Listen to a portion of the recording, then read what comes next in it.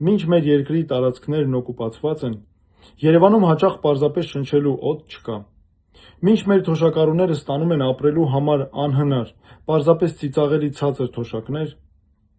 մինչ ձևի համար կառուցվում են նոր դպրոցներ և քանդվում է կրթությունը, և ամենակարևորը, մինչ 2020 թվականի պատերազմից հետո անցած 5 տարիների ընթացքում այս իշխանությունը չի կարողացել այդպես էլ ամրապնդել մեր անվտանգությունը, ուժեղացնել մեր բանակը, որպեսզի մենք կարողանանք պաշտպանվել բոլոր նրանցից,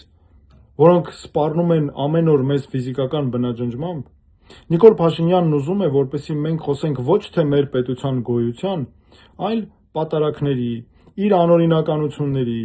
շանտաժի ենթարկված եպիսկոպոսների ու նրանց անձնական կյանքի մասին։ Պարոն Փաշինյան, ինձ թվում է դուք ավելի շատ ուզում եք վեհափառ լինել, քան վարչապետ մնալ։ Երևի 3 ու դրանից առաջ էլ ձեր նախընտրական քարոզչությունն էր։ Սա իսկապես ծիծաղելի է։ Ես մտադիր եմ լինել վարչապետ ու ոչ դրանից ավելին։ Սիրելի հայրենակիցներ, դուք ինձ երբեք չեք տեսնի մեր ազգային ինքնությունն ու եկեղեցին ծաղրի առարկա դարձնելիս, թմբուկ նվագելիս, կրկեսում ծաղրածուի դեր խաղալիս, ձեր ժամանակը անիմաստ ու աբսուրդ թեմաների վրա վատնելիս։